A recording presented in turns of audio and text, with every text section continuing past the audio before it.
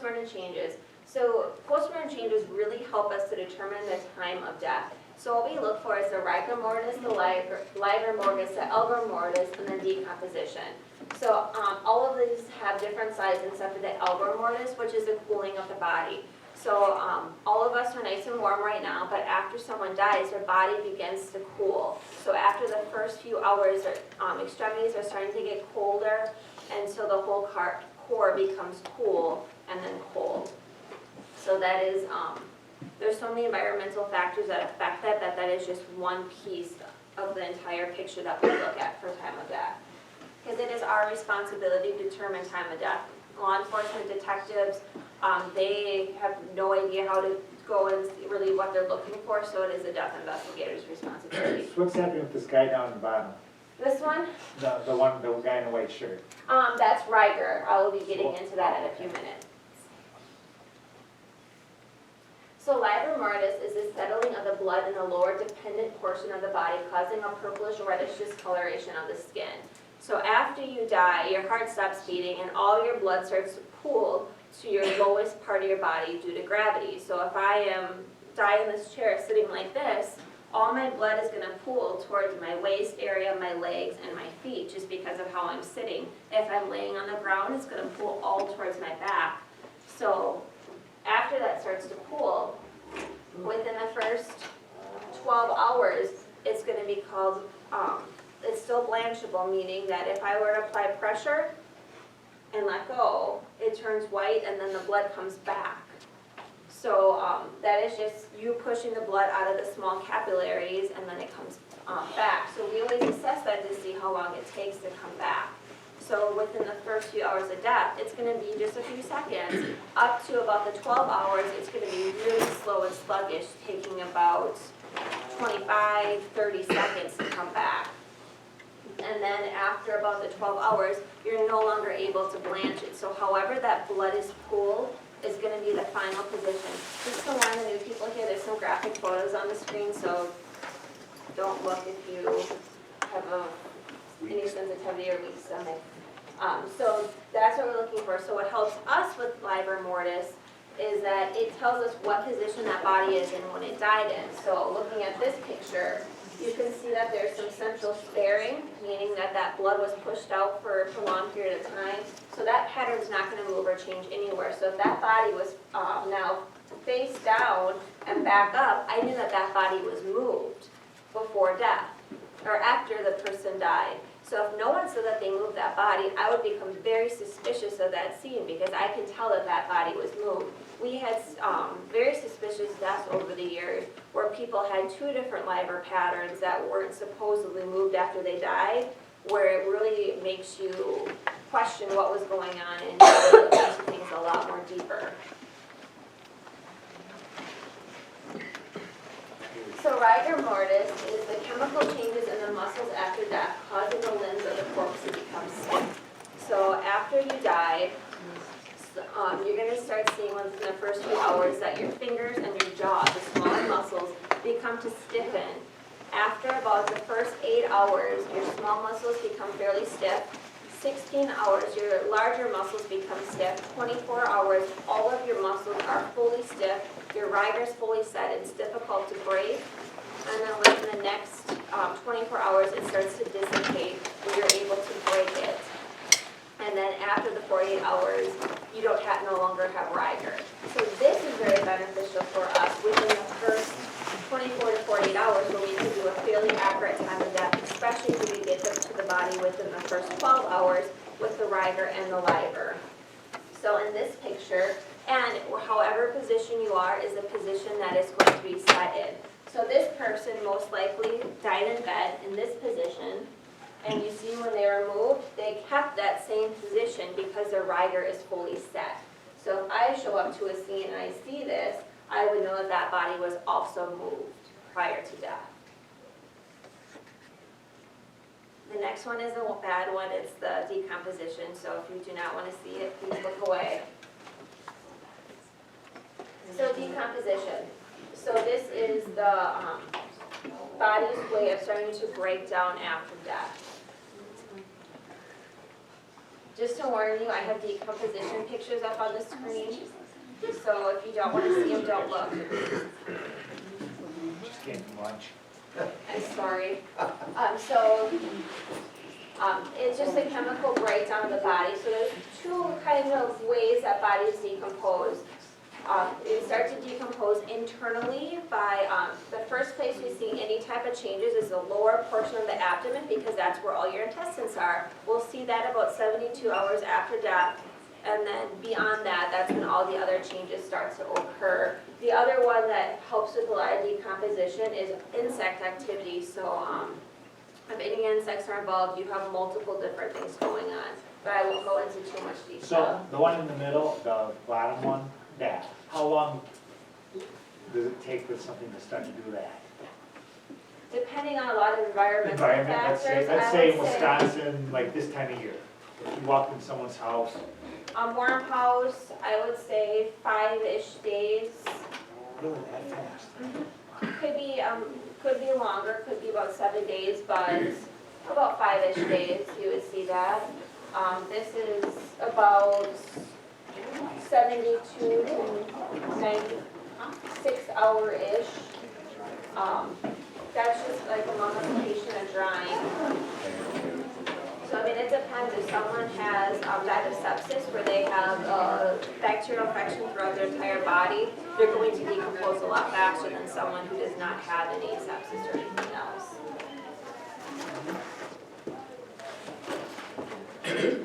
And then additional findings, this is where it comes in to have a medical background. So looking at these pictures, we can tell you exactly what is going on where someone might not be able to see exactly what we're looking at. So this is called petechial hemorrhages, those little dots in the eyes.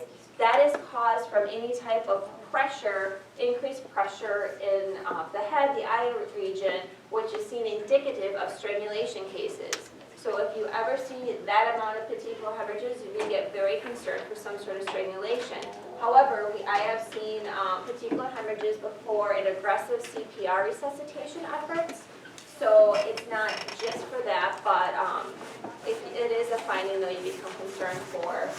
This is just senile ecchymosis. All it is, especially in the elderly, just the capillaries in the hands just bursting and letting blood out. It's not from trauma, not from anything else. It's just an incident of Balhnik, compared to this being ecchymosis from trauma, so a bruise from something happening. These injuries right here are called dicing injuries. So that is from someone involved in a motor vehicle crash, and that is from the side windows coming out. When those break, they come into little itty-bitty cubes of glass that cause that pattern. So looking at a body, I can tell you roughly where that person was sitting based upon those injuries. This is jaundice, just showing that that person has extensive liver disease or liver failure going on. Bloody stools, that person's having a GI bleed, a laceration from an injury. If I walk into a scene and see this, especially in a younger person, that's indicative of an opiate overdose. So looking at that, I could definitely be concerned for that. It's also indicative of an intracranial hemorrhage or a head bleed. So someone who potentially could have fallen and had a head bleed, or someone who had kind of a stroke or an aneurysm rupture head bleed. Looking at this eye, that nice little circle around it, arcus stellaris, which is fatty deposits that are built up in the eye. So that person has a prolonged history of hyperlipidemia or a lot of blood or fat in their blood, high cholesterol. So someone who might not have ever gone to the doctor and has zero medical records available, I can tell you that that person for sure had hyperlipidemia. And this is just congestive heart failure, peripheral vascular disease. So looking at these, we know what we're looking at compared to someone who's not a trained healthcare provider. So autopsy is something that we can order. It's an internal examination used to assist in determining the cause of manner of death. So we use board-certified forensic pathologists. All of our forensic pathologists are now at University of Wisconsin, Madison. We have used Fond du Lac in the past. However, we have more recently switched to just exclusively using UW. There's only a few other offices in the Wisconsin that have forensic pathologists, and they're all in the southern part of the state. So Milwaukee County, Waukesha County, and Dane County, along with Fond du Lac and the UW, that's all. So anyone in our region, if for any autopsies, we all need to travel south. So that's why we're trying to get a local facility here and hire a forensic pathologist for the north central part of the state. So autopsies generally take about 2 to 3 hours, sometimes longer if it's a suspicious or a lot of trauma, and we get the results within about 2 months after the pathologist is done. So you gotta do an autopsy, throw the person in a van, whatever, drive them down, drop them off. No, we stay there, so if we do order autopsies, our office always stays, it observes the autopsy, we photograph the autopsy for any type of evidentiary value. Throughout the autopsy, we interact with the forensic pathologist beforehand, we have to provide an entire detailed history of what happened, what our concerns are, past medical history, social history, anything pertinent to the case. And then as autopsy's going, if they're finding anything or doing whatever that's pertinent, we can interject and let them know what we're seeing on scene that could correlate. And then any type of suspicious case, we also have law enforcement with us. And you said it takes a month, up to some months? 2 months to get the final results. So the pathologist does the autopsy. They always take tissue samples that they have to look at underneath the microscope. And then we always do toxicology for autopsy cases. So toxicology takes about 2 to 3 weeks. If it's back in the 2 week, those are generally negative or very minimal. 3 weeks up to 4 weeks, you're gonna have very interesting toxicology with lots of different substances in the blood. So the pathologist needs to wait for that to come back. Any of our additional scene findings or anything else to come in, if law enforcement does additional interviews that might explain something a little bit further, and then reviewing the histology, and then to write the report and get it back is 2 months. So that's really fast, that we're actually at the fastest. Some offices are backlogged because of their high volume of cases where it takes 6 months to a year. So that like you said earlier, that family's sort of like, The body's released, family can do oh, the body's funeral. released, Yep, okay. so after autopsy, the body can be released to the funeral home. We only have to hold bodies if we don't have positive identification. So the body can be released after autopsy, families do the funeral, they can do everything else.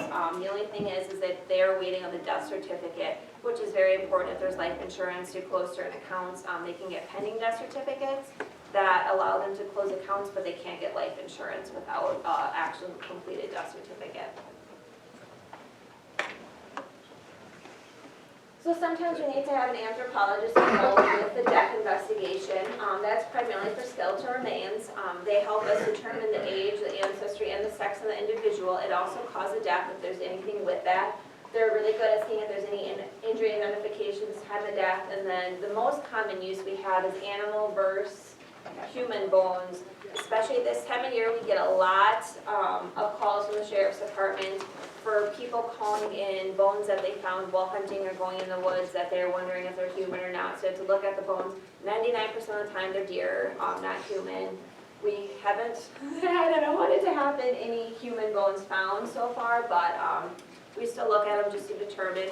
If it's something that's kind of very similar, we once had a dog bring back a bear paw to a residence that was completely skeletonized, and bear paws look very similar to human feet. Those are situations that we get a forensic anthropologist involved just to be sure that it's nothing suspicious and it is indeed animal. Entomology is the study of insects. In the forensic setting, they help us to determine the time of death based upon the different cycles of insects that are there and what insects are present. Injury identification. So usually insects like warm, moist mucous membrane. So the eyes, the nose, the mouth, the genitalia. However, if they're somewhere else, such as the chest, that's not a normal place for insects to be. So we would be very concerned that there's some sort of injury or something else going on in that particular area. And insects also can be used for toxicology. So if the body is not able to give us any specimens, we could use toxicology. It's not going to be accurate as a quantity of how much of the substance is in the person, but it can show us what substances are in the person that are present. And then forensic toxicology and hematology. So it's just study of if there's any medications or illicit drugs in someone's system. So we usually gather always blood, urine, and vitreous fluid, and that's the fluid in the eyes. It is actually the most stable post-mortem, and it's the only one that we're able to do for electrolytes to see if there's any type of abnormalities, such as if the person had untreated diabetes, we could check their glucose level for that. And we sometimes, if there's no fluid, we can test liver. That's the second best substance.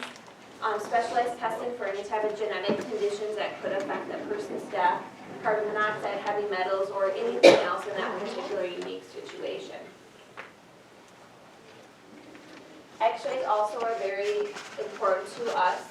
We can use them for sometimes identification purposes, such as the different dental X-rays, documentation, any injuries, such as motor vehicle crash, accidents, or traumatic deaths, identify foreign objects such as gunshot wounds, fire victims, assault victims, if there's anything that shouldn't be in the body, and then infant skeletal survey to identify any child abuse. Anytime we have an infant death, we have got to do a complete skeletal survey just to rule out any type of trauma or past abuse for that child.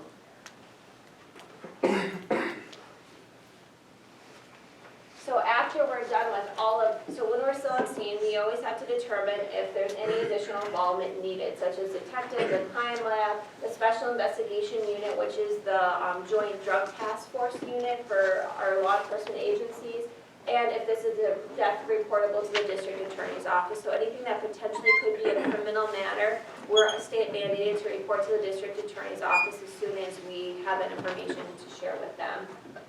After we're done with all of our autopsy testing, we release the body to the funeral home. Once we get all the results back, we follow up with the family. If it's a very sensitive, sensitive meeting, meaning that it's not necessarily a high-profile case, but more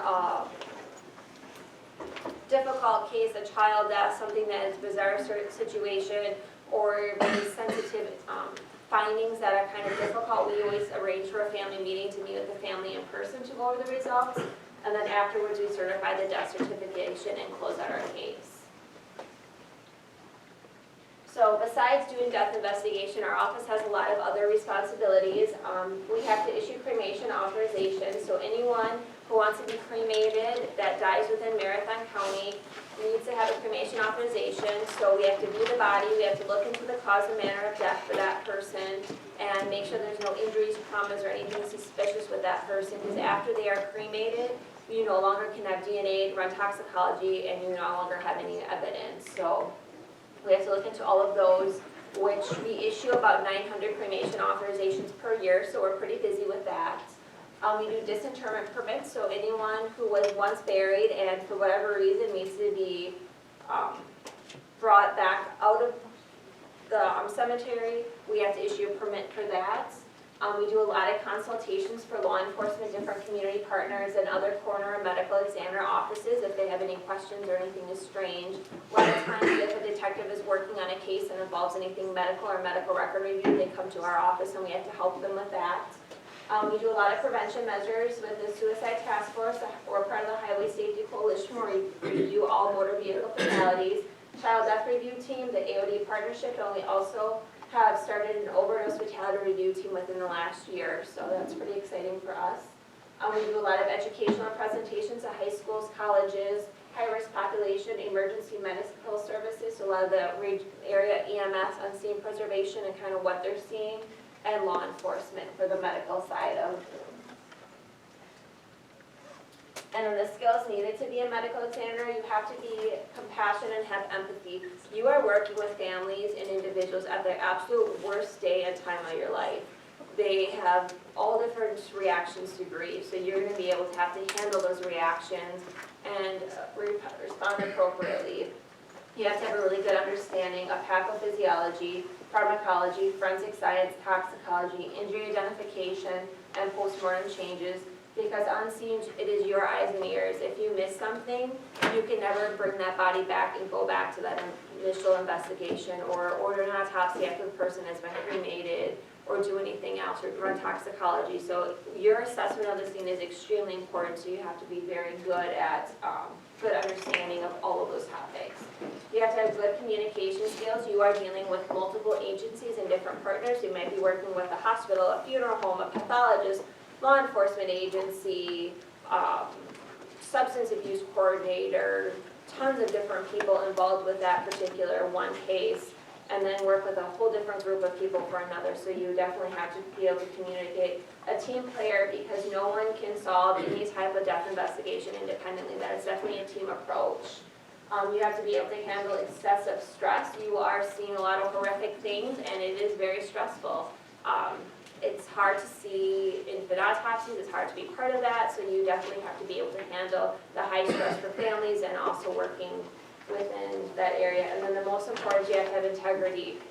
Our job is 100% our opinion. If you are not a trustworthy person, you're not going to make it far in this field.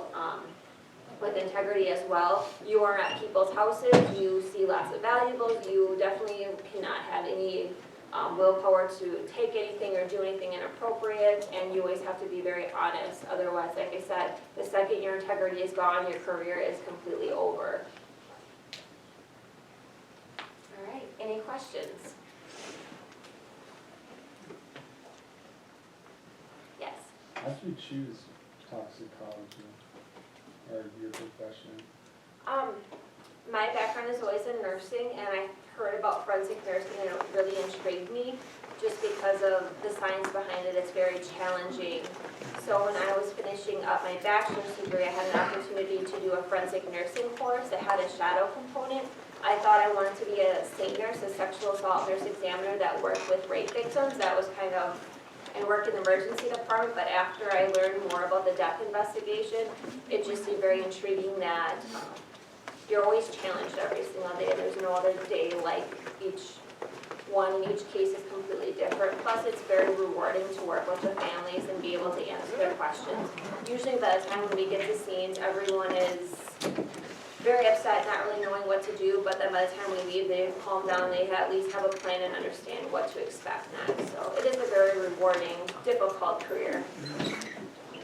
Any other questions?